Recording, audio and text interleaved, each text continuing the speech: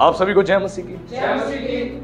आज एक बार फिर से हम लोग परमेश्वर पिता का धन्यवाद करें कि प्रभु ने हम सबको अपने भवन में बुलाया है और हम जिंदों की जमीन पर जिंदा पाए जाते हैं। बाइबल कहती है जिंदा ही व्यक्ति परमेश्वर का धन्यवाद कर सकता है, मृतक व्यक्ति नहीं कर सकता जो जिंदा है।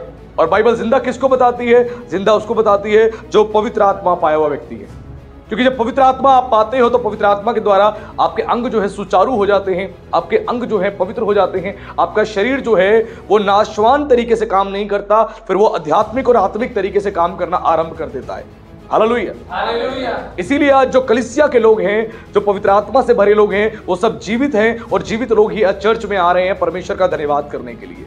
आप देखो संसार में बहुत सारे लोग हैं, आज संसार में जितने लोग हैं वो संसार में एक मरे हुए लोगों के समान है, मरे हुए लोगों के समान है। क्योंकि बाइबल में एक बहुत बड़ा उदाहरण दिया गया है। प्रभु यीशु मसीह के पास एक चेला आया, उसने बोला प्रभु पहले मुझे अपने पिता को गाड़ने दे, फिर मैं तेरे पीछे हो लूंगा। यीशु ने कहा मुर्दों को मुर्दे गाड़ने दे और तू मेरे पीछे हो ले। प्रभु ने जिंदा लोगों को मुर्दा बता दिया, क्योंकि शरीर में तो वो जीवित है लेकिन पवित्र आत्मा से भरे नहीं है, इसीलिए वो मुर्दा है। और मुर्दा व्यक्ति मुर्दा को गाड़ने जा रहा है। प्रभु ने कहा तू जीवित है, तू मेरे पीछे चल।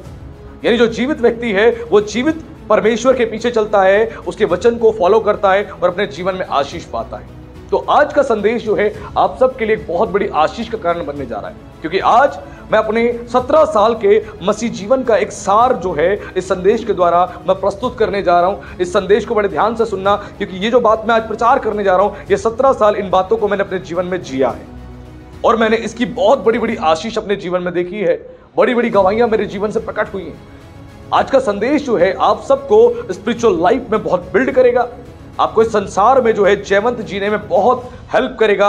आज के संदेश को अगर बड़े ध्यान से आप लोगों ने सुन लिया तो आज के प्रचार की हम बुनियाद डालेंगे एक वचन से। भजन संहिता की पुस्तक अध्याय 92 उसके पद 12 से हम लोग आज के प्रचार की बुनियाद डालेंगे। Book of Psalms chapter 92 verse 12, जिसमें इस प्रकार लिखा है, धर्मी लोग खजूर के समान फूलेंगे फलेंगे और लबानोन के देवदार के समान बढ़ते रहेंगे। Hallelujah, hallelujah. यहाँ पे धर्मी लोगों के बारे में बड़ी ही खास बात बताई गई है, जिसको हम पढ़ते हैं और पढ़ के हम आगे स्किप करके चले जाते हैं। आज के इस वचन को हम केंद्र बिंदु बनाएंगे और यहां से हम परमेश्वर के वचन को और वचन की गहराई को समझेंगे। जितना वचन के हम गहराई में उतरते हैं उतना ज्यादा वचन को हम अच्छे से समझ पाते हैं, उतना ज्यादा हम खुदा को अच्छे से समझ पाते हैं। वचन को समझने का मतलब है परमेश्वर को समझना, प्रभु यीशु मसीह को समझना, पवित्र आत्मा को समझना, उसके कामों को समझना। इसलिए वचन को अधिक से अधिक समझने का प्रयास करें, क्योंकि आपकी आशीष की कुंजी वचन के अंदर है। और ये वचन जो है किसी इंसान का वचन नहीं है, ये वचन प्रभु यीशु मसीह का वचन है, ये जीवते परमेश्वर का वचन है। आज भी ये कार्य करता है, आज भी ये जीवित है, आज भी जीवित है। परमेश्वर ने मुंह से वचन बोला और सृष्टि बनती चली गई, मुंह से वचन बोला सृष्टि बनती चलेगी। वैसे ही ये परमेश्वर का जीवित वचन है, इसके अंदर आज भी उतनी ही सामर्थ्य है, आज भी उतनी ही ताकत है कि आपके जीवन का निर्माण कर सके, आपके शरीर को नया कर सके, आपकी आत्मिक जिंदगी को नया कर सके, आपके परिवार को नया कर सके, आपके भविष्य को पूरी तौर से नया कर सके। Hallelujah, hallelujah. इस वचन में सामर्थ्य है। तो यहां पर बड़ी ही अच्छी बात बताई गई है। सबसे पहले बोला गया धर्मी लोग खजूर के समान फूलेंगे फलेंगे और लेबनान के देवदार के समान बढ़ते रहेंगे। तो परमेश्वर ने अपने वचन में बड़ी ही इंपॉर्टेंट बात बोली है कि कौन बढ़ेगा, कौन फ्रूटफुल होगा, वो धर्मी व्यक्ति होगा। धर्मी व्यक्ति है वो ही बढ़ेगा, वो ही फ्रूटफुल होगा। अब धर्मी कौन है? बाइबल के अनुसार हम जानते हैं धर्मी कौन है। रोमियो उसके 2:13 में लिखा है, क्योंकि परमेश्वर के यहां व्यवस्था के सुनने वाले धर्मी नहीं पर व्यवस्था पर चलने वाले धर्मी ठहराए जाएंगे। Hallelujah, hallelujah. परमेश्वर के यहां पर व्यवस्था को यानी वचन को केवल सुनने वाले धर्मी नहीं, वचन पर चलने वाले धर्मी ठहराए जाएंगे। किसकी ओर से?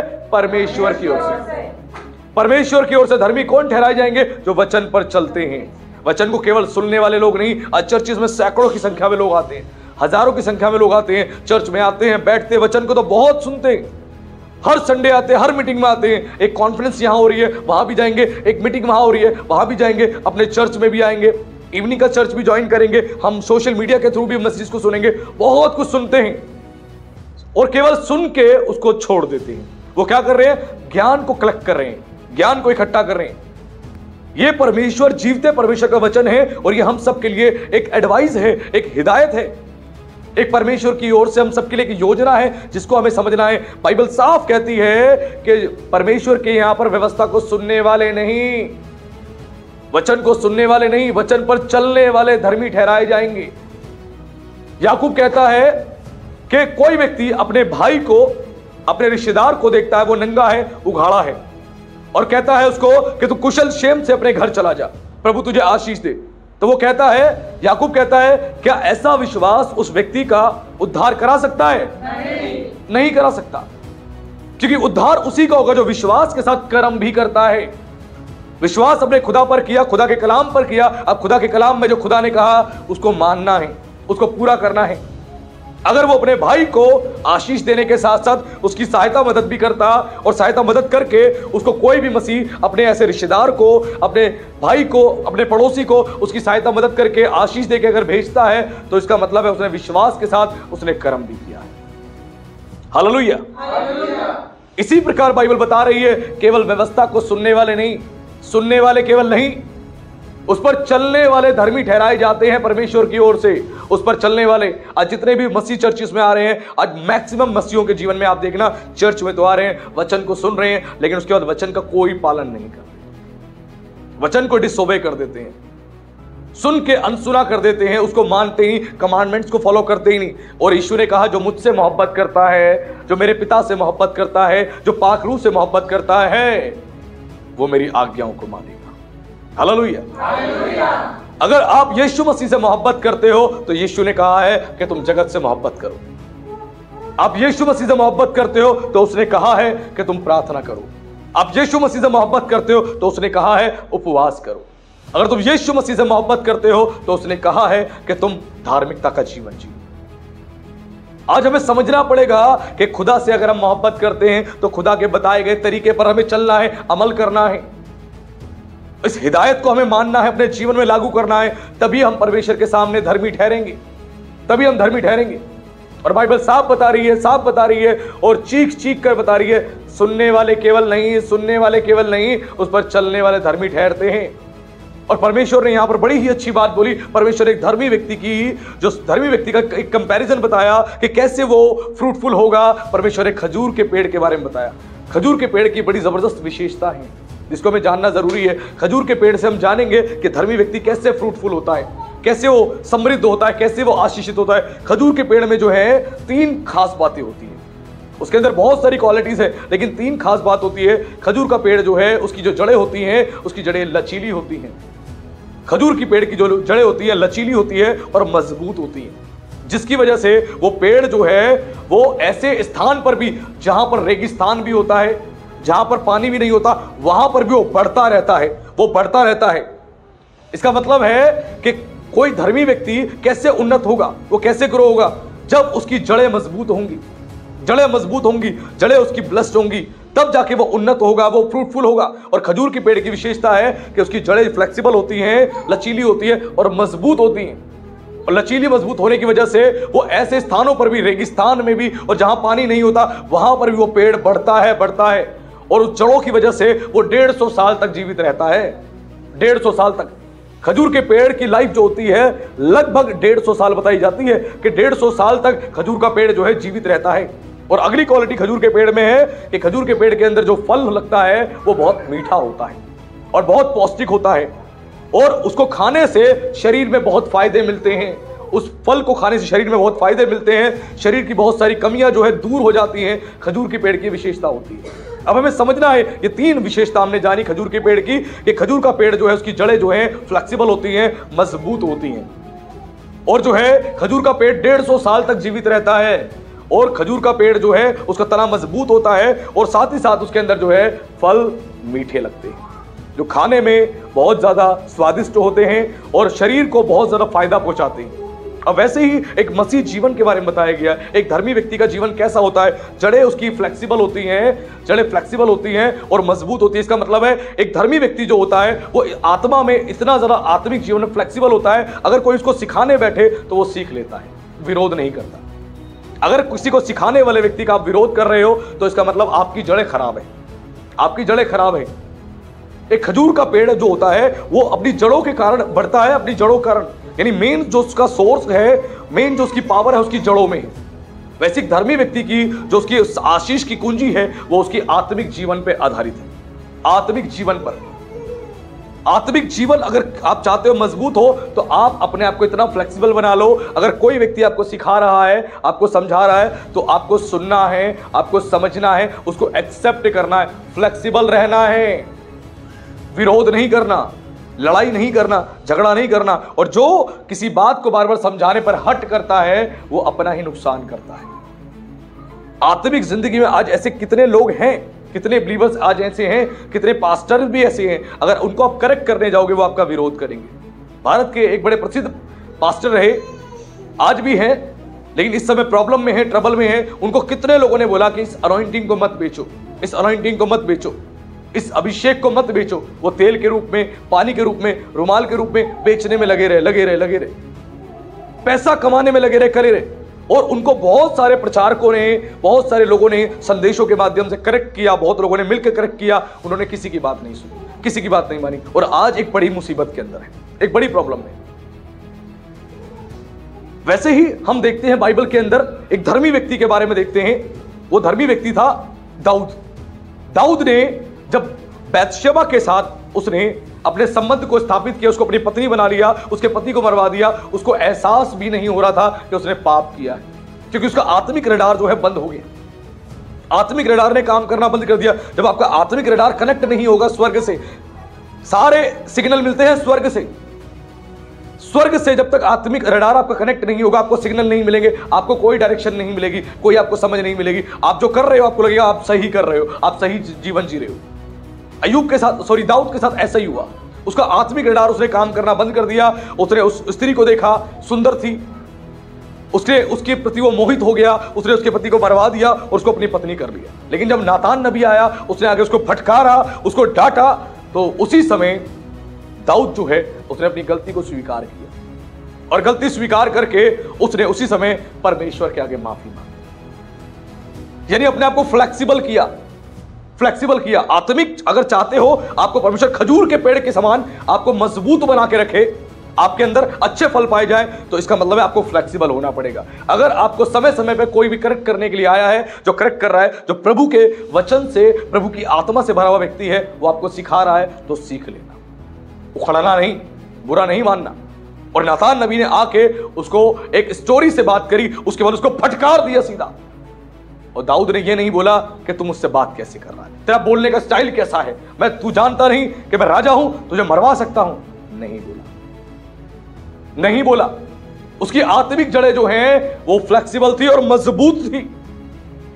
जब नातान नबी ने डांटा, उसने बुरा नहीं माना, उसको एहसास हुआ ये खुदा का खादिम है, ये खुदा का नबी है, एक भविष्यवक्ता है, अगर ये मुझे कुछ कह रहा है तो मेरी भलाई के लिए कह रहा है। और जैसे उसने बोलना शुरू किया, पवित्र आत्मा ने, पाक रूह ने उसको कायल किया, उसके हृदय को कायल किया। और एक एक वर्ड जो नातान नबी के मुंह से निकल रहे थे, एक एक शब्द सुनने के बाद दाऊद ने पश्चाताप किया, अपने गुनाहों को माना, अपनी गलतियों को माना। और इसका क्या परिणाम रहा? परमेश्वर ने उसके अपराध को उसी समय क्षमा कर दिया। हालेलुया, परमेश्वर ने उसके अपराध को उसी समय क्षमा कर दिया। यह परमेश्वर की महानता है। वैसी आत्मिक जिंदगी में आपकी जड़ें ऐसी होनी चाहिए, फ्लेक्सिबल रहना। कोई समझाए, कोई सिखाए, सीख लेना, उखड़ना नहीं। यह मत बोलना मैं बहुत बुद्धिमान हूं, बहुत नॉलेजेबल हूं, मुझे किसी की जरूरत नहीं, मेरी उम्र 50 साल की है, 55 साल की है, 60 साल की है, 65 साल की है, मैंने दुनिया देखी है, इनको कुछ नहीं पता। मत सोचो। आत्मा से भरा व्यक्ति, वचन से भरा व्यक्ति, प्रभु का जन, प्रभु की दासी, कोई भी व्यक्ति है, कोई विश्वासी भी है, अगर आपको वचन से कुछ सिखा रहा है, आपको करेक्ट कर रहा है, तो हो जाना, अपने आप को ऐसा बना लेना कि हो जाना, बुरा नहीं मानना, उखड़ मत जाना। उखड़ोगे तो अपने जीवन का नुकसान करोगे, जीवन का नुकसान करोगे। और वैसे ही जब डांटा गया, समझाया गया, तो अपनी गलती को उसने रियलाइज किया। किसने? दाऊद ने अपनी गलती को रियलाइज किया। और इसके कारण क्या रहा? वो पेड़ टिका रहा, वो पेड़ बना रहा। नहीं तो परमेश्वर उखाड़ देता उसको। क्या परमेश्वर ने इजराइल में राजाओं को नियुक्त करके उखाड़ा नहीं? बाद में बहुतों को उखाड़ दिया परमेश्वर ने, लेकिन दाऊद को नहीं उखाड़ा। क्यों? दाऊद ने अपनी गुनाह को कन्फेस किया, अपने गुनाह को माना। उसकी आत्मिक जड़ें फ्लेक्सिबल थी। वैसी आत्मा में ना, आत्मिक जीवन में फ्लेक्सिबल रहना। अगर पढ़ना चाहते हो, मैंने अपने जीवन में हमेशा इस बात का हमेशा मैंने पालन किया है। अगर कोई प्रभु का दास, आत्मिक जन, आत्मा से भरा व्यक्ति अगर मुझे कोई सिखाता है, कोई आत्मिक व्यक्ति भी मुझे कुछ बोलता है, तो उसकी बात को मैं सुनता हूं, मैं एक्सेप्ट करता हूं। और यही मेरी आत्मिक जिंदगी में मजबूती का कारण है। मैंने कभी भी अहंकार नहीं दिखाया, मैंने हट नहीं दिखाया, कभी नहीं। और यही चीज मैं आप सबको सिखा रहा हूं, आज सीख लेना। आत्मिक जीवन में लचीले रहना। लचीले रहोगे, मजबूत रहोगे। लचीले रहोगे तो आपका पेड़, आपका जीवन टिका रहेगा, मजबूत रहेगा।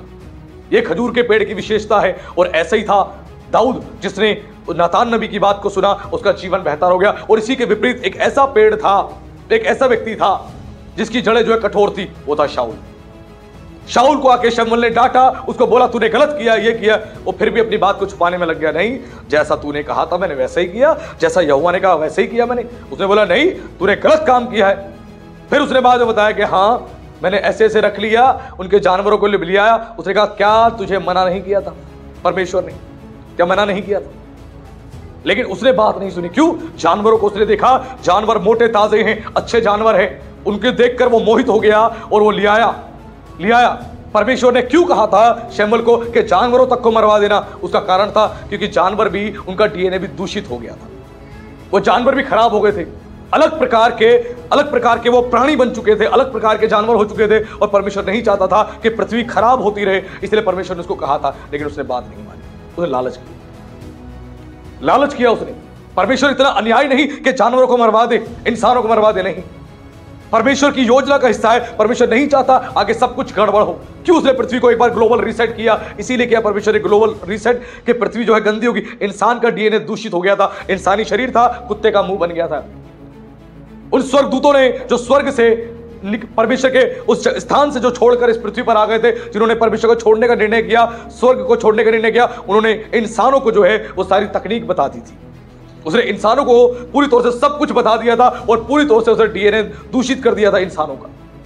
जानवर इंसान जैसे लग रहे थे, इंसान जानवर जैसे लग रहे थे। आप मिस्र की और पुरानी सभ्यता देखते हैं, जितनी इमेजेस देखेंगे, आप फोटो देखेंगे, मूर्तियां देखेंगे, तो उसमें आप देखेंगे मिस्र की पुरानी सभ्यताओं की जो आप फोटोज देखेंगे, उसमें इंसानी शरीर है और कुत्ते का मुंह है। डीएनए दूषित कर दिया। और वैसे ही आप दुनिया के अंदर कई सारे रिलीजन के अंदर आप ऐसी कथाएं भी सुनेंगे जिसके अंदर इंसानी शरीर है और जानवर का मुंह लगा दिया गया है। वो कहां से ही? वो डीएनए सारा दूषित कर दिया गया था। इसीलिए परमेश्वर ने कहा पूरी पृथ्वी खराब हो गई है, लोग रो रहे हैं, कर्रा रहे हैं। तो परमेश्वर को क्रोध आया, तो परमेश्वर ने पूरी तौर से इस पृथ्वी को ग्लोबल रीसेट कर दिया। इन एंजल्स के ऊपर मैं आने वाले समय में एक दिन प्रचार कर दूंगा डिटेल में, ताकि आप सीख लें। लेकिन आप समझे, परमेश्वर का कोई भी कार्य ऐसे नहीं होता। परमेश्वर जानता है, वो मोहब्बत करता है इंसानों से। वो नाश करने वाला खुदा नहीं है कि नाश करता रहे, नहीं। आज हमें समझना है, अपनी आत्मिक जड़ों को फ्लेक्सिबल रखे। कोई समझाए, कोई सिखाए, सीख लेना। हृदय को नम्र करके, उखड़ना नहीं, गुस्सा नहीं आना। जिसने कभी किसी की नहीं सुनी डांट, किसी की बात नहीं सुनी, अगर उसको कोई समझाने सिखाने जाए, उसके मन में एकदम से गुस्सा आ जाता है, उसके अंदर कठोरता आ जाती है। उसको लगता है मुझे क्यों बोला जा रहा है, वो नाराज हो जाता है, वो खफा हो जाता है। यही कारण होता है। आज मसीह लोग कितने हैं जो पाप में जीवन जी रहे हैं। अगर उनको किसी पासवान ने डांटा, किसी पासवान ने समझाया कि पाप भरा जीवन छोड़ दे, वो बुरा मान जाते हैं, वो चर्च ही छोड़ देते। और ऐसे आज कितने चर्चेस हैं ऐसे जहां पर सही शिक्षा दी जाती है, खरी शिक्षा दी जाती है, उस चर्च में बिलीवर्स आना नहीं चाहते। वो ऐसे चर्च में जाना चाहते हैं जहां पे केवल ये बात सिखाई जाती है, यीशु तुमसे मोहब्बत करता है, परमेश्वर तुमसे मोहब्बत करता है, वो मोहब्बत करने वाला खुदा है। सिर्फ ये बात सिखाई जाती है। वहां जाते हैं, जो उनको सुनना है, जो उनके कानों को सुनना है, वही सुनाया जाता है। ऐसी चर्च में वो जाते हैं। लेकिन जो आत्मिक चर्च होता है, आत्मिक कलीसिया होती है, वहां वो सुनाया जाता है जो खुदा चाहता है कि लोगों को सुनाया जाए। जो खुदा चाहता है लोगों को सुनाया जाए, वो प्रचार वहां किया जाता है। आज वैसे ही खजूर की पेड़ की विशेषता हमने जानी, उसकी जड़ की। वो जड़ें फ्लेक्सिबल होती हैं, मजबूत होती हैं, जिसकी वजह से पेड़ वो टिका रहता है। दूसरा, उसकी जो है खजूर का पेड़ जो है 150 साल तक जीवित रहता है। अगर आपको लंबी आयु चाहिए तो अपने आत्मिक जीवन को बेहतर बनाना पड़ेगा। अपने आत्मिक जीवन को बेहतर बनाओ। एक धर्मी व्यक्ति जो होता है, जिसकी जड़ें फ्लेक्सिबल होती हैं, मजबूत होती है, वो लंबी आयु देखता है। हेलो, बड़े ध्यान से सुने। एक धर्मी व्यक्ति होता है, लंबी आयु देखता है। 40 साल की उम्र में उसकी टिकट नहीं कटती, 50 साल में नहीं जाता, 60 साल में नहीं जाता। वो लंबी आयु, लंबी इनिंग तक रहता है, क्योंकि परमेश्वर उस धर्मी व्यक्ति को आशीष देता है और उसकी आयु को बढ़ा देता है। वो जल्दी जाता नहीं है। जल्दी जाता नहीं, लेकिन आज आप देख रहे हैं 30 की उम्र में, 35 की उम्र में, 40 की उम्र में मौतें हो रही हैं। 50-55 तक तो आदमी का पहुंचना मुश्किल हो गया है, बहुत जल्दी चला जाता है, जीवन समाप्त हो जाता है। लेकिन परमेश्वर धर्मी लोगों को खजूर के पेड़ के समान एक लंबी आयु देता है, लंबी आयु। हालेलुया। क्यों बाइबल के जमाने में पहले लोगों की लंबी लंबी आयु हुआ करती थी? धार्मिकता की वजह से, धार्मिक जीवन की वजह से। और आज भी प्रभु अपने दासों को, अपने विश्वासियों को, अपने बच्चों को, अपने लोगों को परमेश्वर लंबी आयु देता है। क्यों? उनके आत्मिक जीवन जो है परमेश्वर के सामने मजबूत है, मजबूत है। वो अपने आत्मिक जीवन पे लगातार परिश्रम करते हैं, आत्मिक जीवन पे प्रतिदिन काम करते हैं, जिसकी वजह से वो लंबी आयु देख पाते हैं, लंबी आयु। और परमेश्वर अपने लोगों को लंबी आयु देता है। एक धर्मी व्यक्ति के ऊपर ये आशीर्वाद बनते हैं, धर्मी व्यक्ति के ऊपर, कि परमेश्वर उसको मजबूत बना के रखेगा। चाहे कोई उसके पास रिसोर्सेस हो चाहे ना हो, परमेश्वर उसके बाद भी उसको लंबी आयु तक संभालता है। हालेलुया। खजूर के पेड़ के पास अगर पानी भी नहीं है तब भी वो पेड़ बढ़ता है। खजूर के पेड़ के पास कोई रिसोर्सेज भी नहीं है तब भी उसके बाद वो फल देता है। खजूर के पेड़ की विशेषता होती है। वैसे ही परमेश्वर एक धर्मी व्यक्ति उसको बता रहा है, अगर तुम्हें कोई सहायता करे चाहे ना करे, परमेश्वर तब भी तुम्हें बढ़ाएगा। हालेलुया। वो तब भी तुम्हें बढ़ाएगा। कोई तुम्हारी सहायता करे चाहे ना करे, परमेश्वर तुम्हें आर्थिक रूप से भी समृद्ध करेगा। वो तुम्हें फिजिकल भी ब्लेसिंग देगा, वो तुम्हें स्पिरिचुअल भी ब्लेसिंग देगा, वो तुम्हारी सेवकाई में भी आशीष देगा। अगर तुम्हारी आत्मिक जड़ें मजबूत हैं तो तुम्हें किसी की आवश्यकता नहीं, खुदा तुम्हें बढ़ाएगा। खजूर के पेड़ को किसी की आवश्यकता नहीं है। जहां मर्जी हो, रेगिस्तान में हो, जंगल में हो, जहां पर भी है वो बढ़ता है और फल देता है, बढ़ता है और फल देता है, और लंबी आयु तक 150 साल तक वो जीवित रहता है वो पेड़। वैसे ही परमेश्वर एक धर्मी व्यक्ति को आशीष देता है कि तू बढ़ेगा, तू बढ़ेगा, तेरी उम्र जल्दी जाएगी नहीं, तेरी जवानी उकाब के नहीं बना देगा परमेश्वर, उकाब के नहीं। वो कहता है मैं तेरी जवानी को उकाब के नहीं बना दूंगा। उकाब पक्षी जैसे उड़ता है ऊंचे ऊंचे हाइट्स पे, वैसे ही तू उड़ेगा। 60 साल का होने के बाद भी, 70 साल का होने के बाद भी तेरे शरीर में वो बल होगा, वो ताकत होगी, सेवा करने का जोश होगा तेरे अंदर। तू ढलेगा नहीं, तू गिरेगा नहीं, तू बुझेगा नहीं, बैसाखी तेरे हाथ में आएगी नहीं, क्योंकि परमेश्वर तुझे आशीष देगा। एक धर्मी व्यक्ति को खुदा आशीष देता है, उसको लंबी आयु देता है, उसको ब्लेसिंग देता है। और परमेश्वर की ये उसकी योजना होती है, कोई उसकी मदद करे चाहे ना करे, वो फिर भी बढ़ेगा, वो फिर भी फ्रूटफुल होगा, वो फिर भी बढ़ेगा। वैसे ही परमेश्वर आशीष देता अपने लोगों को। कोई तुम्हारी मदद करे चाहे ना करे, परमेश्वर तुम्हें फिजिकल भी ब्लेसिंग देगा, मटेरियल भी ब्लेसिंग देगा, स्पिरिचुअल ब्लेसिंग देगा और हेवनली भी ब्लेसिंग देगा। हालेलुया। वो बढ़ाएगा ही बढ़ाएगा। अब लोगों की तरफ देखना बंद कर दे, बंद कर दे, बंद कर दे, नहीं तो विश्वास कमजोर हो जाएगा, टूट जाओगे, उदास हो जाओगे। परमेश्वर खुद धर्मी लोगों को, अपने बच्चों को आशीष देता है, आशीष देता। उसकी ओर देखना सीखे। मैंने आज तक लोगों की ओर देखना नहीं सीखा। आज भी मेरा जीवन पूरी तरह से डिपेंड है खुदा की ओर, और उसकी ओर देखता हूं। मुझे कोई भी आवश्यकता होती है, कोई भी जरूरत मुझे चाहिए, कोई भी सामान चाहिए, कोई भी चीज चाहिए, घर के लिए, परिवार के लिए, सेवकाई के लिए, मैं घुटने टेकता हूं, खुदा से प्रार्थना करता हूं। वो रास्ता दिखाता है, वो मार्गदर्शन देता है, वो गाइडेंस देता है, क्या करना है तुझे, किस प्रकार करना है। अगर आप हर चीज में खुदा को ढूंढने वाले बन गए तो खुदा आपको आशीष देगा। ऐसे ही था दाऊद। दाऊद जब भी युद्ध करने जाता तो बैठता और पूछता खुदा से, प्रभु मैं जाऊं युद्ध करने या ना जाऊं, मैं जाऊं या ना जाऊं, परमेश्वर से पूछता और परमेश्वर कहता तू जा, वो तभी जाता। इसलिए दाऊद युद्ध लड़ता रहा और जयवंत होता रहा, युद्ध लड़ता रहा और जयवंत होता रहा। इसीलिए हर काम करने से पहले खुदा से पूछे, उसकी ओर तो देखे, वो कैसे आपके जीवन में आशीष देगा।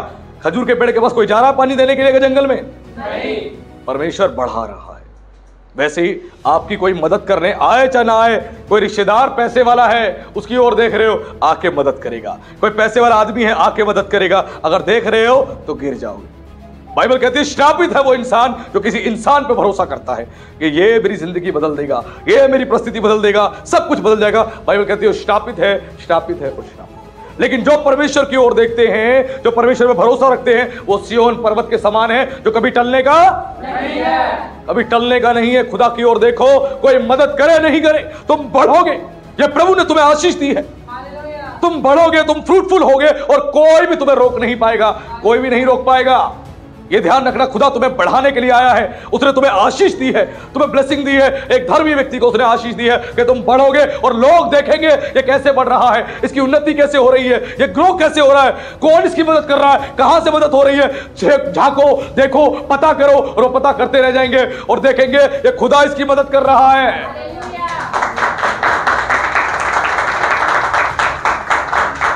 ऐसा तुम्हारा परमेश्वर है, ऐसा परमेश्वर है। आज सीख ले इस चीज को, उसकी ओर देख लेना, गिरने नहीं देगा वो। वो तुम्हें फ्रूटफुल करेगा और लोग देखेंगे और तुम्हारे अंदर ऐसे फल लगेंगे, पवित्र आत्मा के ऐसे फल लगेंगे जो लोग चखेंगे तो बोलेंगे अरे वाह मजा आ गया। पवित्र आत्मा के फल, खजूर के पेड़ में जो फल होता है खजूर का, उसको लोग खाते हैं, कहते हैं बहुत स्वादिष्ट है, ठंड में तो इसका बहुत फायदा है, मजा आ जाता है इसको खा के, बॉडी में गर्माहट आ जाती है, इसको खाने से शरीर में बहुत सारा पोषण मिलता है, बहुत सारे फायदे होते हैं। वो चीज खजूर के पेड़ के अंदर होती है, खजूर के फल में होती है। वैसे ही परमेश्वर तुम्हें ऐसा बना देगा, तुम जिससे बात करोगे तुम्हें अंदर ऐसे पवित्र आत्मा के फल लगे होंगे, जिससे बात करोगे उसको शांति मिलेगी, उसको आनंद मिलेगा। वो कहेगा आपसे बैठ के बात करने में बड़ा मजा आता है, आपसे मिल के बड़ा मजा आता है, आपसे बात करके मुझे बड़ी शांति मिलती है, बड़ा आनंद मिलता है, बड़ा अच्छा लगता है आपसे बात करके, क्योंकि आपके अंदर वो फल होंगे। फल कैसे फल? स्वादिष्ट, पोषण से भरे हुए पौष्टिक फल होंगे आपके अंदर, जो लोग चखेंगे तो बोलेंगे अरे वाह मजा आ गया, और लोग खुद तारीफ करेंगे, कहेंगे वाह बहुत अच्छे व्यक्ति हो आप, बहुत अच्छे इंसान हो, आपके अंदर सच में परमेश्वर की बड़ी अच्छी प्रेजेंस है, खुदा का आत्मा आप में काम करता है। लोग खुद बोलेंगे परमेश्वर ऐसा आपको बना देगा, ऐसा ध्यान रखना। जहां जहां जाओगे और जो जो आपको चखेगा वो दीवाना हो जाएगा, आपका दीवाना हो जाएगा, और वो बोलेगा सच में कि प्रभु का आत्मा, परमेश्वर का आत्मा आप में काम कर रहा है। आप बताओगे कि मेरे अंदर जो आप चीज देख रहे हो वो सब मेरे प्रभु ने मेरे अंदर दी है, मेरा प्रभु मेरे भीतर रहता है, मेरे प्रभु ने मुझे ऐसा बनाया है। जब मैं ऐसा हूं तो सोचो मेरा प्रभु कितना अच्छा है।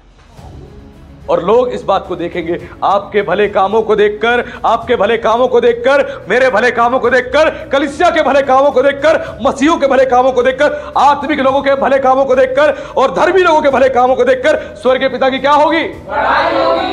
बढ़ाई होगी। आपके द्वारा, मेरे द्वारा, कलीसिया के द्वारा यीशु मसीह की बढ़ाई होगी। ध्यान रखना, ऐसा हमारा परमेश्वर है, वो आपको इतनी बड़ी बड़ी आशीष देने वाला खुदा है। आज सीखे इस चीज को, परमेश्वर लंबी आयु देगा तुम्हें, लंबी आयु देगा तुम्हें, तुम्हें फ्रूटफुल करेगा।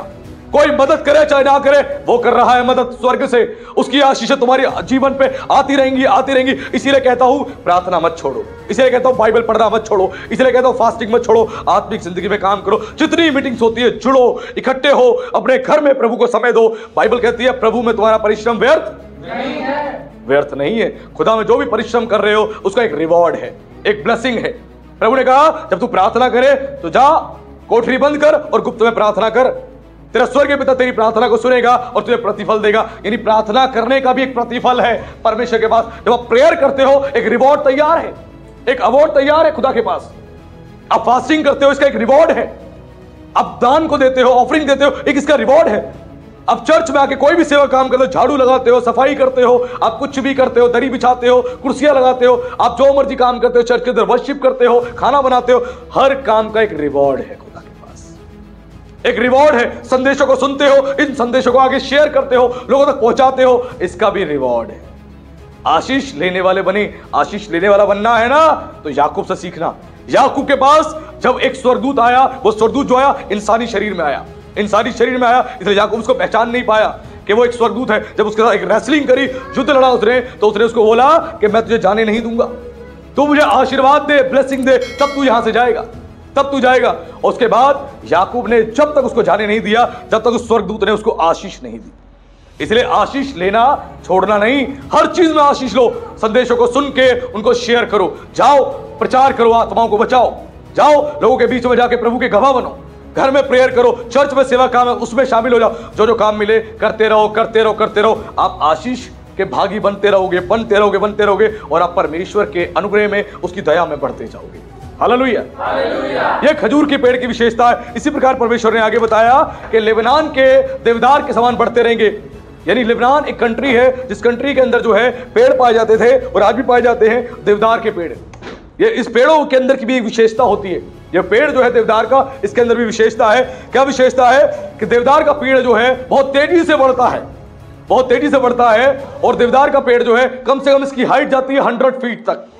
ये 100 फीट लंबे जो होते हैं पेड़, ये देवदार के पेड़, ये 100 फीट लंबे पेड़ होते हैं। और इनका तना जो है मजबूत होता है और सीधा होता है। इनका तना मजबूत और सीधा होता है, और इसकी लकड़ी जो होती है मजबूत होती है और सुगंधित होती है और टिकाऊ होती है। यानी इस पेड़ की, देवदार के पेड़ की जो लकड़ी होती है वो सुगंधित होती है, मजबूत होती है और टिकाऊ होती है। उसके बाद बाइबल में देवदार के पेड़ को शक्ति, समृद्धि का प्रतीक बताया गया है। शक्ति का, समृद्धि का प्रतीक बताया गया। परमेश्वर ने खुद कहा कि जो धर्मी लोग हैं खजूर के समान फूलेंगे, फलेंगे, यानी खजूर का पेड़ आपको पूरी तौर से फ्रूटफुल करने का काम करता है। यानी धर्मी व्यक्ति फ्रूटफुल होता जाएगा, ब्लेस्ड होता जाएगा और देवदार के पेड़ के समान बढ़ते जाएंगे, बढ़ते जाएंगे। अब देवदार के पेड़ की हमने विशेषता जानी, यानी परमेश्वर आपको ऊंची ऊंची हाइट्स पे लेके जाएगा। देवदार का पेड़ जैसे 100 फीट तक ऊंचा उठता है, वैसे ही परमेश्वर तुम्हें आत्मिक जिंदगी में, इस भौतिक संसार में ऊंचा उठाएगा। हालेलुया, वो तुम्हें ऊंचा उठाएगा, तुम बढ़ते जाओगे, लोग देखते जाएंगे ये कैसे ग्रो हो रहा है। परमेश्वर तुम्हें ऊंचा उठाएगा, उसके साथ परमेश्वर तुम्हें मजबूत करेगा, क्योंकि देवदार के पेड़ का तना मजबूत होता है और सीधा होता है। यानी तुम आत्मिक जिंदगी में मजबूत पाए जाओगे। तुम्हारे आत्मिक जीवन को शैतान हिला नहीं पाएगा, तुम मजबूत पाए जाओगे आत्मिक जीवन में।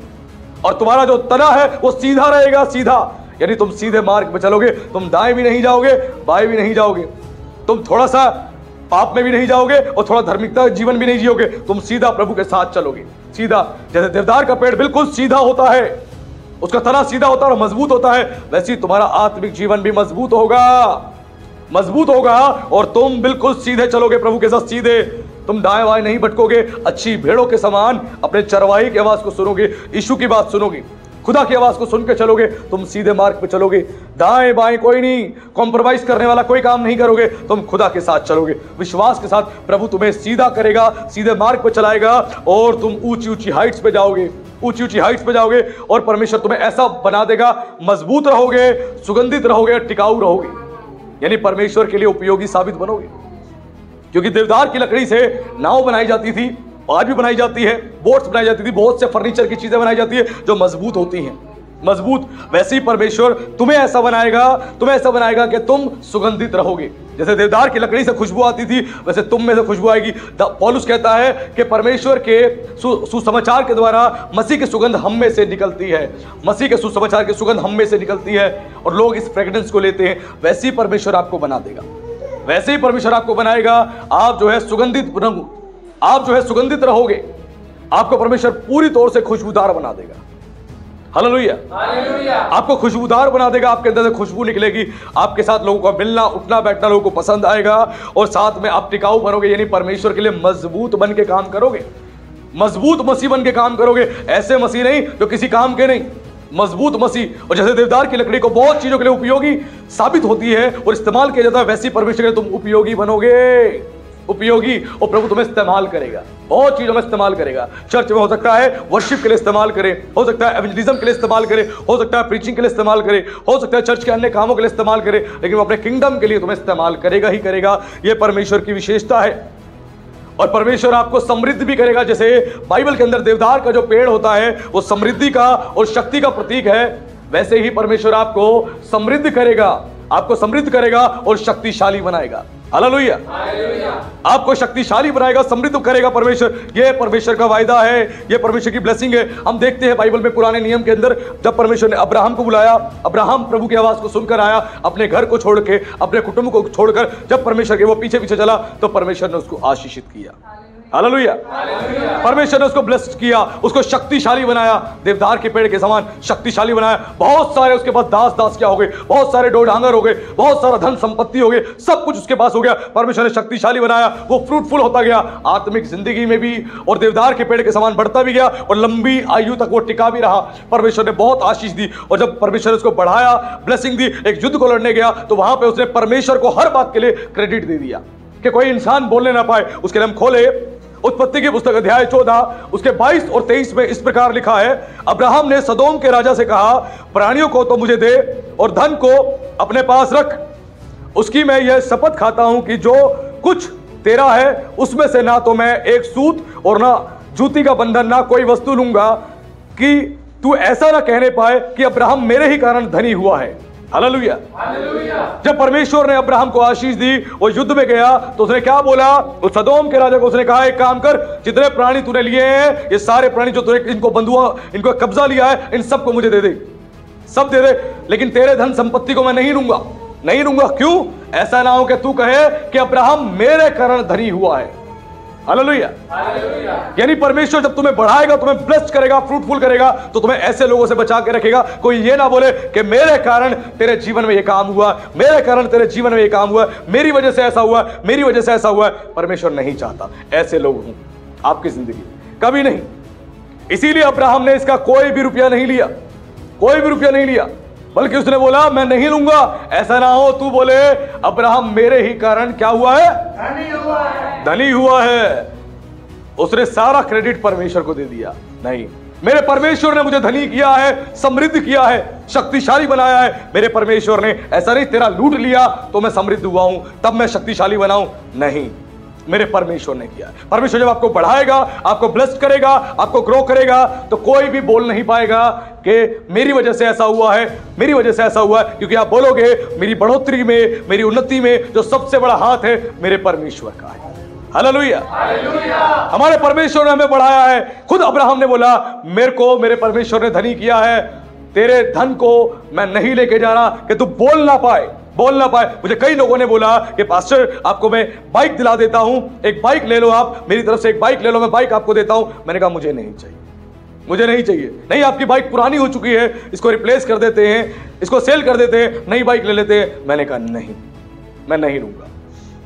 खुदा मुझे देगा मैं तब उस गाड़ी को लूंगा। मैंने कहा मैं किसी से नहीं लूंगा। मुझे वो बोलता रहा, लेकिन मैंने मना कर दिया, क्योंकि प्रभु ने मुझे कहा इसका मन सीधा नहीं है, इसका मन सीधा नहीं। ये दुनिया में कहा देगा कि मैंने पास्टर को बाइक दी है, पास्टर इस बाइक पे जो बैठ के जाता है मेरी वजह से जाता है। नहीं, खुदा बड़ा महान है, वो महान परमेश्वर है। वो नहीं चाहता कि कोई भी ऐसा व्यक्ति हो उसके हाथ से खुदा अपने दासों को कोई चीज प्रोवाइड कराए। नहीं, वो हमेशा दीन लोगों के द्वारा अपने काम को करता है, ऐसे लोगों के द्वारा नहीं, कि कोई बोलने ना पाए। वैसे खुदा जब आपको बढ़ाता है, आपको समृद्ध करता है, आशीषित करता है, तो कोई भी नहीं बोल सकता कि मेरी वजह से ऐसा हुआ है, मेरी वजह से ऐसा हुआ है। खुदा नहीं चाहता। आपको मिनिस्ट्री में ऐसे लोग भी प्रभु नहीं देगा तो बोलेंगे पास्टर जी की इतनी जो सेवकाई बड़ी है, पास्टर जी इतनी बड़ी बड़ी मिनिस्ट्री को संभाल रहे हैं, इतना बड़ा काम कर रहे हैं, हमारी वजह से। हम नहीं होते तो पास्टर जी सेवा कर ही नहीं पाते, हम नहीं होते तो ऐसा नहीं होता, वैसा नहीं होता। प्रभु को ऐसे लोग नहीं चाहिए, कभी नहीं चाहिए। गिदोन के बारे में हमने लास्ट टाइम प्रचार सुना था। गिदोन के साथ कितने लोग थे, करके कितने लोग रखवा दिए, 300, केवल 300। प्रभु ने सब लोगों की छटाई करवा दी। क्यों? खुद कहा परमेश्वर ने, ये लोग बोलेंगे कि गिदोन जो है हमारी वजह से विजय हुआ है, हमारी वजह से। प्रभु ने छटाई कर दी। प्रभु ने कहा नहीं, ऐसे लोग नहीं चाहिए। ऐसे लोग चाहिए तो मेहनत कर सके, मजदूरों की तरह मेहनत कर सके, जो ईमानदार रहे, जो सारा क्रेडिट मुझे दे, खुद को नहीं। परमेश्वर ऐसे लोगों से आपको अलग करता है, ऐसे लोगों की छटाई कर देता है। आपकी जिंदगी में बहुत लोग आएंगे, सेवकाई में पास्टरों के बहुत से लोग आते हैं जिनको प्रभु छटाई करके अलग कर देता है। क्यों? कल को सारा क्रेडिट अपने ऊपर ले लेगी। मेरी वजह से ऐसा हुआ, मेरी वजह से ऐसा हुआ, मेरी वजह से ऐसा हुआ, मेरी वजह से पास्टर को जमीन मिली, मेरी वजह से पास्टर का चर्च का बिल्डिंग बना, मेरी वजह से उनको गाड़ी मिली, मेरी वजह से घर मिला, मेरी वजह से ऐसा हुआ वैसा हुआ। परमेश्वर नहीं चाहता कोई व्यक्ति अपने ऊपर क्रेडिट ले, नहीं। और जो ऐसा सोचते हैं, खुदा उनके मनों को जानता है और उनको आपसे अलग कर देगा, अलग कर देगा। वो कभी नहीं रखेगा ऐसे लोगों को साथ में। परमेश्वर ने छटाई कर दी और केवल 300 लोग ही छोड़े गिदोन के साथ। वैसे ही परमेश्वर महान परमेश्वर है, वो कभी नहीं चाहता कि कोई भी ऐसा क्रेडिट लेने वाला व्यक्ति हो। प्रभु उसको उठा के कोई के लिए बाहर कर देगा, रखेगा ही या काम ही नहीं देगा। बड़ा महान परमेश्वर है, उसको दीन लोग चाहिए, दीन। इसलिए अब्राहम ने कहा कि मैं तेरे पैसे नहीं लूंगा कि तू बोले मेरी वजह से ऐसा हुआ, मेरी वजह से ऐसा हुआ। जिसका मन सीधा होता है प्रभु उसकी भेंट को भी स्वीकार करता है। मुझे कई लोगों ने ऑफरिंग देने की कोशिश करी, प्रभु ने मुझे मना कर दिया। प्रभु ने कहा नहीं, अच्छे खासे अमाउंट, प्रभु ने कहा मत लियो। मैक्सिमम पास्टर्स मना नहीं करते, ले लेते। मैं उन पास्टरों पे कोई दोष नहीं लगा रहा, लेकिन खुदा की आत्मा जैसा मुझे चलाती है मैं वैसा चलता हूं। मुझे बोला, प्रभु ने मना कर दिया मत लियो, और मैंने उस अमाउंट को रिफ्यूज कर दिया। मैंने कहा नहीं चाहिए, नहीं चाहिए, मुझे देते रहे। मैंने कहा नहीं चाहिए, जिस दिन खुदा बोलेगा उस दिन मैं ले लूंगा, और मैंने नहीं लिया। कितना ऑफरिंग रिफ्यूज किया। क्यों?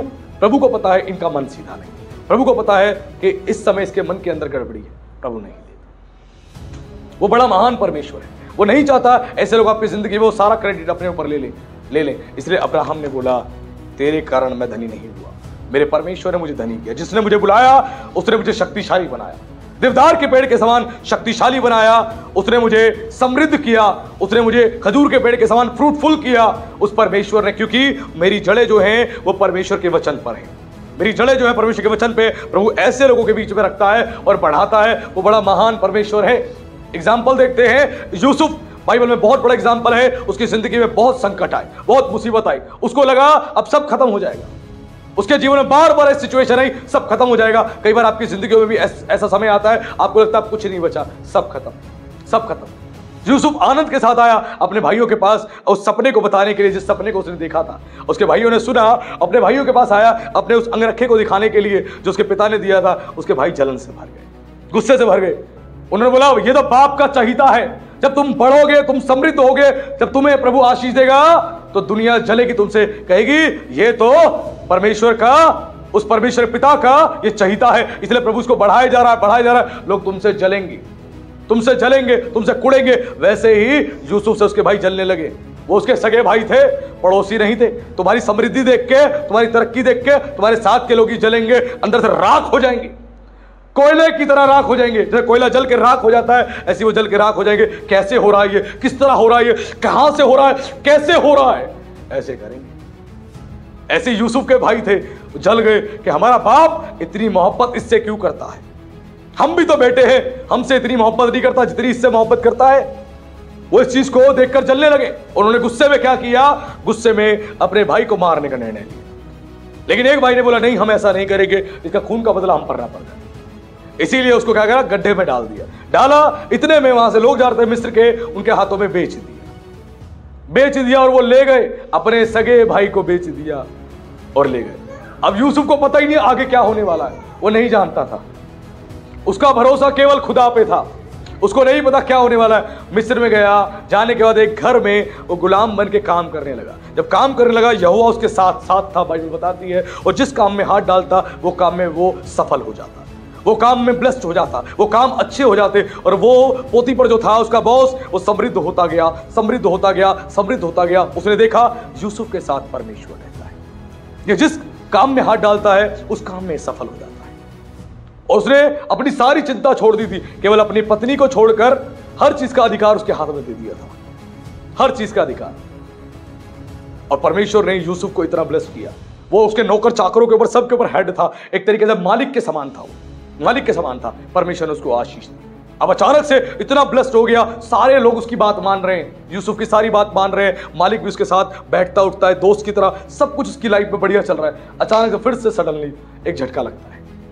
पोतीफर की पत्नी ने देखा अकेले में, अरे यूसुफ हैंडसम है, खूबसूरत है, और उससे बड़े मन से उसके साथ वो रिलेशन बनाना चाहती थी। उसने बोला मेरे साथ रिलेशन को बना ले, मैं तुझसे मोहब्बत करती हूँ, आ जा। उसने बोला मैं ऐसा कभी नहीं करूंगा, ये पाप है, मैं ऐसा कुछ भी नहीं करूंगा, सब कुछ मेरे स्वामी ने मेरे हाथ में दे रखा है, मैं चाहूं तो कर सकता हूं लेकिन मैं नहीं करूंगा, मैं खुदा बाप का डर रखता हूं। उसने मना किया। उसकी पत्नी को लगा ये बाहर जाके खबर ना कर दे, मेरी बदनामी हो जाएगी, मेरी बदनामी, अपनी बदनामी बचाने के लिए उसने उसके कपड़े को पकड़ लिया और अपने कपड़े को वो छुड़वा के भागा, उसके कपड़े फट गए। और उसने बोला कि ये मेरे साथ संबंध बनाने की कोशिश कर रहा, जिस काम को उसने किया भी नहीं। यूसुफ को बेमतलब में झूठे एलिगेशंस लगाए गए, सब कुछ अच्छा था, फिर से अचानक सब कुछ बिगड़ गया। दूसरा डाउनफॉल आया उसकी जिंदगी में, ले जाके जेल में बंद कर दिया गया, जेल में बंद हो गया वो। अब उसके बाद सब कुछ खत्म, लेकिन उसका भरोसा खुदा पे था, उसका भरोसा खुदा पे था। उसके भाइयों को लगा कि हमारा बाप सारी धन संपत्ति इसको दे देगा, ये बढ़ जाएगा, हमसे बढ़ जाएगा। उसको गड्ढे में डाल दिया कि ना बढ़ पाए, ना बढ़ पाए। उसकी पत्नी ने देखा, पोतीफर की पत्नी ने, कि मेरा पति ऐसा ना हो, इसकी बात को ना सुने ना माने, इसे षड्यंत्र रच के झूठे एलिगेशन लगा दिए। उसको फिर से गड्ढे में यानी जेल में बंद करवा दिया। उसकी जिंदगी में एक से एक बढ़कर तूफान आ रहे थे, एक से एक तूफान। एक तूफान शांत होता, अगला तूफान खड़ा हो जाता। अब फिर से तूफान आ गया, जेल में बंद है, कोई आशा कोई उम्मीद नहीं, केवल खुदा की ओर देख रहा है। उसने क्या किया, अपने आप को परमेश्वर की निगाह में सही रखने के लिए उसने अपने बॉस की पत्नी के साथ, अपने मालिक की पत्नी के साथ कोई संबंध स्थापित नहीं किए, कि खुदा की दृष्टि में उसको पवित्र रहना था। दुनिया ने देखा कि इसने ये काम किया है। पोतीफर ने सोचा इसने पक्का ये काम किया है, मैंने इसके हाथ में सब कुछ देके गलती कर दी, हाँ गलती कर दी मैंने, इसके हाथ में सब कुछ देके, देख मेरी पत्नी पे भी अधिकार ले लिया इसने, इसकी बुद्धि बिगड़ गई होगी। उसने भी यकीन कर लिया, लोगों ने भी यकीन कर लिया, सबने यकीन कर लिया, और उसको सजा मिली। क्या सजा मिली? परमेश्वर की दृष्टि में जो काम सही है उसको करने की सजा मिली। खुदा के वचन पे चलोगे तो आपके जीवन में ट्रबल, सफरिंग, पेन भी आ सकती है, घबराना नहीं। लेकिन वो खजूर के पेड़ के समान था, कोई रिसोर्सेस उसके पास नहीं थे, कोई बढ़ाने वाला नहीं था, लेकिन उसके पास गिफ्ट थे, फ्रूट्स थे उसके पास, सौपन का अर्थ बताने का। जब वो जेल में था तो यही परमेश्वर ने योजना बनाई, और जेल के अंदर राजा का जो है पिलानहारा पकानहारा दोनों थे, यानी बटलर थे, और दोनों ने उसकी बातों को सुना, दोनों ने सपना देखा, सपने का उसको बताया, उसने सपने का दोनों का अर्थ बताया, और जैसा बताया वैसे एज इट इज। फिर जो बच गया उसने राजा से बोला, राजा के सपने को सुन के, राजा एक व्यक्ति है जो सपने का अर्थ बता सकता है, यूसुफ नाम है उसका। उसने कहा बुलवाओ, और यूसुफ आया। यूसुफ ने सपने का अर्थ ऐसे बता दिया कि जैसे एक बहुत बड़ी पहेली को सुलझा दिया उसने, और जैसे उसने सब कुछ बता दिया, राजा हैरान, इतना बुद्धि से भरा हुआ, इतना ज्ञान से भरा हुआ, मेरे राज्य में एक पुरुष है और मुझे पता भी नहीं, मुझे पता भी नहीं। ऐसी बहुत लोग जब आपको सुनेंगे, आपकी प्रीचिंग्स को सुनेंगे, आपके जीवन को देखें, कहेंगे हमारे इलाके में कोई इतने साल से सेवा कर रहा है, इतना बढ़िया प्रचार करता है, इतनी बढ़िया सेवा कर रहा है, आत्मा से भरा व्यक्ति है, हमें पता ही नहीं, क्योंकि यूसुफ का समय नहीं आया। हेलो, यूसुफ का समय नहीं आया था। लेकिन उसके बाद यूसुफ का समय आया, राजा के सामने पेश हुआ, और जब उसने सब कुछ बताया, राजा ने कहा एक काम कर, मैं तेरे जैसे बुद्धिमान व्यक्ति को अपने देश के ऊपर प्रधानमंत्री बनाता हूं, बैठ और सब कुछ संभाल। हालेलुया। जो परमेश्वर ने उसको सपना दिया था वो पूरा करके दिया, जो परमेश्वर ने आपसे वायदे किए हैं उसको पूरा करेगा, चाहे जो मर्जी आपको गड्ढे में डाले, जेल में डाले, झूठे एलिगेशंस लगाए, घबराना नहीं। जो खुदा ने आपसे कहा है वो करेगा ही करेगा, वो सारे दर्शन को पूरे करेगा, हर एक बाइबल की भविष्यवाणी को, हर एक वचन को आपकी जिंदगी में पूरा करेगा, अगर उसकी ओर आप देखते हो तो, उसकी ओर देखते हो तो। यूसुफ गड्ढे से निकला और महल में पहुंच गया। महल, ऐसा परमेश्वर है, वो आपकी जिंदगी को भी ऊंचा करना चाहता है। वो नहीं चाहता आप तकलीफ में, मुसीबत में रहो, वो ब्लेस करना चाहता है। और हमारे सामने एग्जाम्पल है अब्राहम, एग्जाम्पल है हमारे सामने दाऊद, एग्जाम्पल है हमारे सामने यूसुफ। इन तीनों को कोई भी पीछे से रिसोर्सेज नहीं मिले, कोई भी सहायता नहीं मिली, लेकिन इनका भरोसा खुदा पे था। खजूर के पेड़ के समान ये फलते फूलते रहे, लेबनान के देवदार के समान ये बढ़ते गए, कोई रोक नहीं पाया। रोक के दिखाओ, दम है तो रोक के दिखाओ, कोई नहीं रोक पाएगा। जो रोकने आएगा वो परमेश्वर का सामना करेगा, और परमेश्वर युद्ध लड़ेगा उससे, ध्यान रखना। कोई खुदा के लोगों को रोक नहीं सकता बढ़ने से, ये हमारा परमेश्वर है। लेकिन ये परमेश्वर काम कैसे करता है, उसके काम करने का तरीका है जो भजन संहिता 92 के 13 में बताया गया है। इसको हम एक बार पढ़ लेते हैं। इसमें लिखा है, वह यहोवा के भवन में रोपे जाकर हमारे परमेश्वर के आंगनों में फूलेंगे फलेंगे। हालेलुया।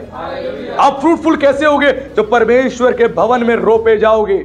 अगर आप चाहते हो कि आपकी जिंदगी आशीषित हो, परमेश्वर के भवन में आप रोपे जाओगे। जैसे एक पौधे को एक खेत में रोपा जाता है, एक गमले में रोपा जाता है, तो जाके वो बढ़ता है, वैसे जब तक आप परमेश्वर के घर में, उसके भवन में लगाए हुए रहोगे, यहां बने रहोगे, वचन को सुनते रहोगे, वचन का पालन करते रहोगे, आप फूलोगे फलोगे। इसका मतलब है जब पौधा, यानी आप लोग पौधे के रूप में यहां लगाए गए हो, यहां पर परमेश्वर के वचन से, उसकी आत्मा के द्वारा आपकी सिंचाई होगी, वचन का खाद डाला जाएगा, सिंचाई होगी, आपका पालन पोषण होगा। कहां पर? खुदा के भवन में, जो आप रोपे गए हो, लगाए गए। यहीं पर, यहीं से आपकी बढ़ोतरी का एक कारण है, यहीं से आपकी बढ़ोतरी होगी, यहीं से आपको आशीष मिलेगी, क्योंकि खुदा का कलाम, खुदा का वचन आपको आशीषित करेगा। जो खुदा के भवन में, उसके चर्चेस में आते हैं, लगे हुए रहते हैं, और जहां पे आत्मा के द्वारा उनको सींचा जाता है, आत्मा के द्वारा उनको तैयार किया जाता है, आत्मा के द्वारा उनको प्रिपेयर किया जाता है, उनको खाद दी जाती है, उनको सिखाया जाता है, वो बढ़ते हैं। आप खुदा के भवन में अगर आओगे, वचन को सुनोगे और पालन करोगे, तो परमेश्वर यहीं से तुम्हें फ्रूटफुल करेगा। हालेलुया। वो अपने भवन में रखकर तुम्हें फ्रूटफुल करेगा। उसके आंगनों में तुम लगाए रहोगे तो बढ़ते रहोगे, बढ़ते रहोगे। आना चर्च छोड़ दोगे तो जीवन में काम नहीं देख पाओगे, संसार की दुनिया में लौट जाओगे। बहुत सारे काम दिखाई देंगे जो चर्च से ज्यादा इंपॉर्टेंट तुम्हें लगेंगे। शरीर का आराम दिखाई देगा जो चर्च से ज्यादा इंपॉर्टेंट दिखाई देगा। खुदा का घर तुम्हारे लिए आशीष की कुंजी है, चंगाई की कुंजी है, तुम्हारे लिए बरकत की कुंजी है। यहां जब आओगे, खुदा के घर में लगाए जाओगे, यहीं से बड़े होगे, यहीं से उन्नत होगे, कोई दूसरा रास्ता नहीं। यहीं से परमेश्वर तुम्हें तैयार करेगा, यहीं से तुम्हें ब्लेस करेगा। और 14 में क्या लिखा है? वह पुराने होने पर भी फलते रहेंगे और रस भरे और लहलहाते रहेंगे। तुम पुराने क्रिश्चियंस भी हो जाओगे, 10 साल पुराने, 20 साल पुराने, तब भी कैसे होगे? रस भरे रहोगे, फलते फूलते रहोगे, यानी तुम फ्रूटफुल होते रहोगे। तुम्हारी उन्नति होती रहेगी, तुम्हारी बढ़ोतरी होती रहेगी, फ्रूटफुल। तुम आत्माओं को बचाते रहोगे, बचाते रहोगे, पुराने होने के बावजूद भी। हालेलुया। और रस भरे रहोगे, यानी पवित्र आत्मा से तुम भरे रहोगे, भरे रहोगे। लेकिन आज चर्चिस में देखते हैं जितने पुराने लोग हैं उतने ही पवित्र आत्मा से खाली है, जितने पुराने लोग हैं उतने ही फ्रूटफुल नहीं है। वो आज भी रो रहे हैं, पास्टर जी बीमारी है, पास्टर जी समस्या है, पास्टर जी क्या करे क्या करे। पुराने होने के बाद भी क्यों? जैसे पुराने होते चले गए, बाइबल पढ़नी छोड़ दी, वचन पे विश्वास करना छोड़ दिया, फास्टिंग करनी छोड़ दी, सेवा करनी छोड़ दी, सुस्त और आलसी मसीह बनते चले गए। इसलिए पुराने होने पर वो आत्मा से खाली हो गए, भरे नहीं रहे, रस भरे नहीं रहे, वो खाली हो गए, फ्रूटफुल नहीं हुए। क्यों? उनकी आत्मिक जड़ें जो है कमजोर हो गई। क्यों कमजोर होगी? कि जड़ों में कोई जल जा ही नहीं रहा, जड़ों में पोषण है ही नहीं, जड़ों में आशीष है ही नहीं, तो बढ़ेंगे कैसे? लेकिन यहां बाइबल कह रही है एक धर्मी व्यक्ति जो खुदा के भवन में रोपे जाएंगे, लगाए जाएंगे, यहीं से फ्रूटफुल होंगे और जो पुराने होने पर भी फलते रहेंगे। आप पुराने हो जाओगे तब भी तुम फ्रूटफुल रहोगे, आत्माओं को बचाते रहोगे, तुम्हारा जीवन दूसरों को आशीष देगा, तुम दूसरों को बचाने वाले बनोगे, प्रभु के पास लाने वाले बनोगे, तुम्हें खुदा ऐसा बना देगा। तुम पुराने हो जाओगे, तुम समृद्ध होते रहोगे, पुराने हो जाओगे, तुम आत्मिक तौर से बढ़ते रहोगे, तुम पुराने हो जाओगे, मानसिक तौर से बढ़ते रहोगे, प्रभु तुम्हें बढ़ाता जाएगा पुराने होने पर भी। Hallelujah, hallelujah. ये ध्यान रखना, पुराने होने पर बढ़ना है तो एक ही तरीका है, अपने आप को वचन से सींचना शुरू कर दो। वचन से सींचा जाता है, ईमानदारी से अपने आप को ऐसा बना ले, अपनी जड़ें फ्लेक्सिबल बना ले, ताकि प्रभु तुम्हें बढ़ाए और देखा रस भरे और लहलहाते रहेंगे, यानी आनंदित रहेंगे। पुराने होने के बाद भी मसीह लोग ताली भी नहीं बजती, आराधना में कैसे करते हैं? हालेलुया, हालेलुया, मुंह से शब्द भी निकलते। इतने साल से गाने गा रहे, अब गा के करेंगे क्या? तुम पुराने होने पर भी रस भरे, यानी आत्मा से भरे रहोगे और लहलहाते रहोगे। तुम्हारे अंदर आनंद होगा, जोश होगा, जज्बा होगा, तुम प्रभु के लिए नाचोगे भी, उसके लिए गाओगे भी, उसकी सेवा भी करोगे, वचन का प्रचार भी करोगे। पुराने होने पर भी ऐसा खुदा तुम्हें बना देगा, तुम्हारे अंदर का जोश कम नहीं होगा, जज्बा कम नहीं होगा, बल कम नहीं होगा, खुदा तुम्हें ऐसा बना देगा। और उसके बाद सबसे इंपॉर्टेंट बात है जो हमें समझनी है, जो परमेश्वर हमें बात सिखा रहा है आज के संदेश में, वो सिखा रहा है कि हमारी आत्मिक जड़ें मजबूत होनी जरूरी है, मजबूत होनी जरूरी है। और आज परमेश्वर अपने वचन से हमें तैयार कर रहा है, प्रिपेयर कर रहा है कि आज जो संदेश हमें दिया जा रहा है वो हम सबकी ब्लेसिंग की एक बहुत बड़ी कुंजी है। ध्यान रखना, बहुत बड़ी कुंजी है। परमेश्वर खजूर के पेड़ के समान तुम्हें फ्रूटफुल करना चाहता है, सब कुछ रहेगा तुम्हारे पास। आत्मिक जीवन में, तुम्हें भौतिक जीवन में परमेश्वर तुम्हें सब कुछ देगा, वो मटेरियल ब्लेसिंग्स भी देता है। उसने खुद बोला, पहले मेरे धर्म राज्य की खोज कर, सारी वस्तुएं तुझे दे दूंगा जिसकी तुझे आवश्यकता है। आप परमेश्वर के धर्म और राज्य की खोज करो, देखो तुम्हें खुदा कैसे नहीं देता, तुम्हें कैसे नहीं बढ़ाता, सब कुछ तुम्हें देगा, सब कुछ तुम्हारे लिए प्रोवाइड करेगा। उसके पीछे पीछे चलना शुरू करे। जब तुम उसके पीछे चलते हो, वो तुम्हारे लिए योजनाएं बना के रखता है। इसका मतलब है, उसके पीछे चलने का मतलब है, जो तुम्हारे लिए योजना बनाई है वो कह रहा है मुझे फॉलो करो, फॉलो मी। उसको फॉलो करते रहो, वो धीरे धीरे ले जाता रहेगा और पहुंचा देगा उस स्थान पे जो तुम्हारे लिए आशीष तैयार करी है, जो तुम्हारे लिए ये जगह तैयार करी है, अपने आप पहुंचा देगा अगर उसको फॉलो करते रहोगे तो। यीशु ने कहा किसी पास्टर को फॉलो मत करो, यीशु ने कहा किसी चर्च को फॉलो मत करो, यीशु ने कहा मुझे फॉलो करो।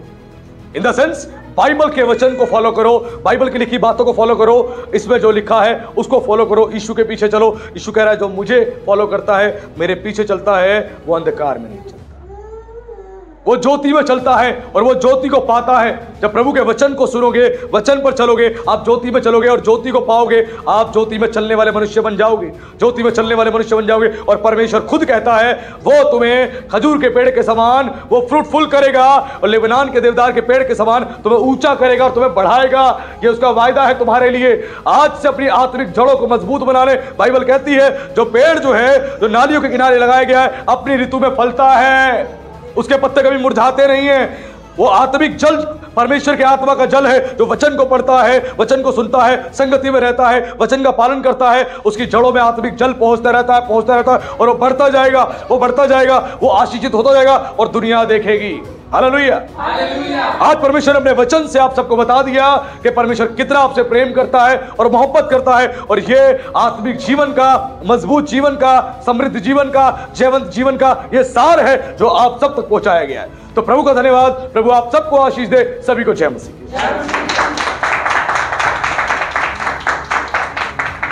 आइए हम लोग आंखें बंद करेंगे, सर को झुकाएंगे, एक छोटी सी प्रार्थना करेंगे। मेरे स्वर्गीय पिता, हम आपका विशेष धन्यवाद करते हैं राजा, आज के सुंदर समय के लिए। मेरे परमेश्वर, आज के वचन से अपने लोगों को आपने प्रभु जी अपनी अद्भुत प्रतिज्ञा के बारे में बता दिया। आपने बता दिया मेरे परमेश्वर आप कैसे इनको बढ़ाएंगे। कोई इनकी सहायता करे चाहे ना करे, ये फिर भी प्रभु फ्रूटफुल होंगे, ये फिर भी आगे बढ़ेंगे मेरे परमेश्वर। ये देवदार के पेड़ के समान ये बढ़ते जाएंगे, ऊंची ऊंची हाइट्स पे जाएंगे। राजा आपका वचन कहता है जो यहोवा की बाट जोते हैं वो परमेश्वर श्रमित नहीं होंगे, वो दौड़ेंगे, वो उकाब की नाई ऊंची ऊंची हाइट्स पे उड़ने वाले बन जाएंगे। मेरे प्रभु अपने लोगों को प्रभु जी आज फिर से आपने अपने वचन से आशीष दी है। राजा इस बात के लिए धन्यवाद करते हैं। इनकी आत्मिक जिंदगी को और मजबूत करें, ये फलवंत होते जाएं, ये फ्रूटफुल होते जाएं, ये ग्रो होते जाएं राजा आपके नाम में। और खुदावंद इनके जीवन की सारी प्रॉब्लम्स प्रभु दूर हो जाए। ये आपके वचन का पालन करने वाले और खुदावंद आपके वचन पर चलने वाले और आत्माओं को बचाने वाले और तेरी सेवा करने वाले बने। राजा ऐसे हम प्रार्थना करते हैं, आपका विशेष धन्यवाद करते हैं। आपने सबको छुआ है और आपने आशीष दी है प्रभु जी। आज का जो बीज बोया गया है हम विश्वास करते हैं ये 30 नहीं 60 नहीं 100 गुना फलवंत हुआ है राजा। और आपकी अद्भुत महिमा को ये लोग अपने जीवन में देखेंगे और आपके गवाह बनेंगे। आपका विशेष धन्यवाद। हम सबको आपके हाथों में सौंपते हैं और इस प्रार्थना को हम जीवित सामर्थी परमेश्वर के पुत्र मसीह यीशु के नाम से मांगते हैं, आमीन।